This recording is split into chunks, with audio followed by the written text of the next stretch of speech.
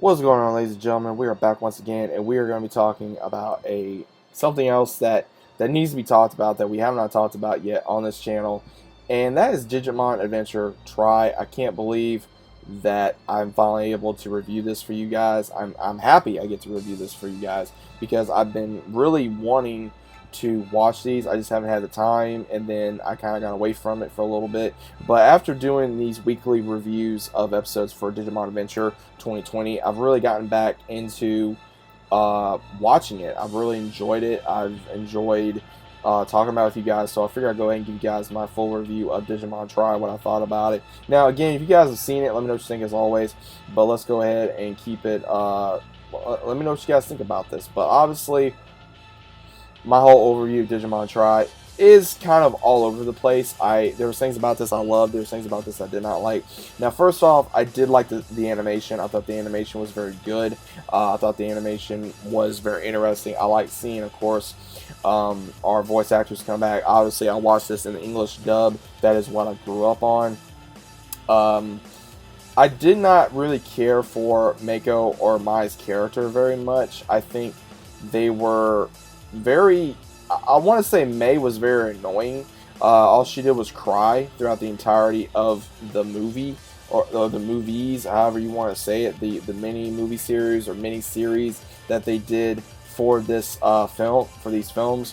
I think that all she really did was cry, and pretty much Sora and Mimi and Kari were like her big sisters in a way. I mean, it was cool seeing another Digidestin, but you pretty much never get to know why Mako was really created. Mako was I think she was a badass Digimon. It's just that there was no really showing why. Okay, she was made, and if she's not around May, you know, she has a bad attitude, and then she goes berserk. And I'm like, okay, but it's not really going into full detail of the reason why she is the way she is. And then, of course, when we get to the part where the Digimon lose their memory, which I hated, I did not like that. I thought that was stupid.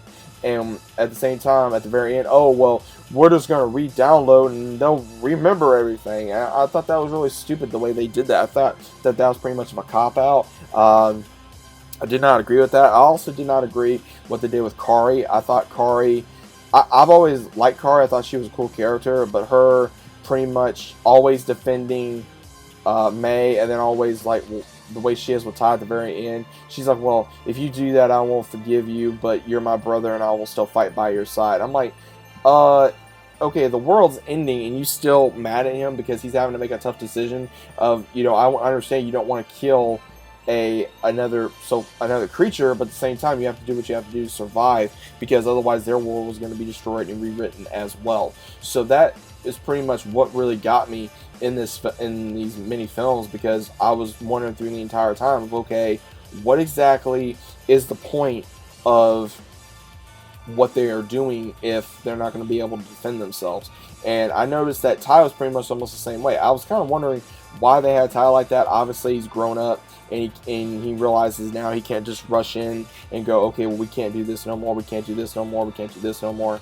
And he does kind of make a point of, when you're a kid, you think about one thing, you know, fighting the good fight and doing this and doing that, but then at the same time, you do realize that things change when you get older. You can't always go in head first. You got to think about it. You have to try to be strategic. You have to be smart, and also there's other people's lives at stake, unfortunately. So there's a lot of things in these films that do show of course, the Digidestin growing up, and we also, of course, see other characters kind of making an appearance. And I'm very happy that we finally got to see that, and I'm extremely happy we got to see that. I was hoping we see a little bit more of ones that we were gonna hopefully see. And then I did not like how they did Jedi. I thought the way they did him didn't make no sense, as well as also with Ken, and not showing much of the second generation of Digidestin. I thought that was kind of stupid the way they kind of did that, and then having these FBI or government agents, however you want to classify them, as so-called Digidestin. But then at the very end of it, we see, oh, well, you know, they lost their Digimon, and now one's trying to regain it. And that kind of felt I could understand it to a certain degree, but at the same time it felt like it was really forced, in my opinion.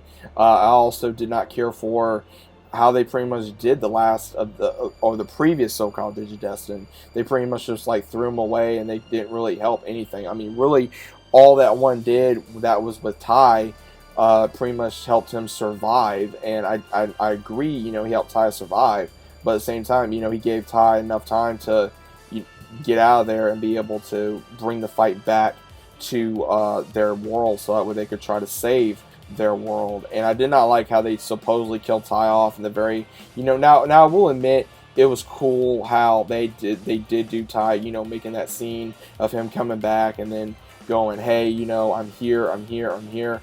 And at the very last minute, here he comes with Agumon, and he just saves Agumon. And then Agumon, of course, remembers everything about him and Ty being partners and friends and being there for one another. And then he remembers him, and they, you know, give a hug. And then, of course, Matt's like, you're late. And then we see that badass entry of Agumon, which I thought was pretty cool. I like seeing the mega evolution between all the Digimon. I thought that was pretty cool as well. I thought that was very interesting to see how the Digimon were going to look. And I'm kind of sad though that they didn't do it sooner. I was hoping that they would do it a lot quicker than they did, as well as also seeing more of possible Digimon that we haven't seen in the last, I don't know, couple decades, since we got to see, of course, when the series ended. And this was pretty much a tribute to the original series. And I will say that this was a tribute to the original series to I want to say a certain degree, because this was mainly for the very first season. Anyone that really fell in love with the first season or first 2 seasons of Digimon, this was pretty much for you, however you want to classify it. And I will say that I did enjoy it. I loved it, but I didn't love it, if that makes any sense. Because again, there were things about this I did not like, there were things about this I did like, and that's perfectly fine. If you like certain things of a film, or if you dislike certain things of a film, that is perfectly fine. You don't have to love every single thing about the, you know, certain things. But again, I liked Mako. I thought she was a cool character. May, I thought she was okay, but pretty much I feel like all she did was cry throughout the entirety of the films. I didn't think she really did anything important, because if you really look at it, she really didn't do anything important except for, you know, basically be a filler. And at the same time, having all these other Digimon come back and not really doing anything was kind of pointless, out of my opinion. I mean, this so-called war that they were trying to show within the films kind of happened to a certain degree, with the militaries getting in and trying to protect their world. And then we see, of course, everybody else trying to help at the same time. And then, of course, at the very, I want to say, middle of the movie, where we see all of them reunited, and then they pretty much, you know, mega evolutionize, which I thought was badass as well. And then, of course, with a few of the other things that we saw. So always, guys, I thought it was a great few films that I did see. Again, I don't know that they did anything else with it. I'm not entirely sure. So if I'm wrong on that, please let me know in the comments. I'm gonna have to look into it. If there's a little bit more, I will definitely watch more if there is. But this is overdue, since this has been out for a few years. I know that more than likely, I know that the animation that was in Last Evolution is a lot better than in Try. I will fully agree to that. I think now the designs for the characters, I have to say, I kind of want to go with the designs of Try over Evolution.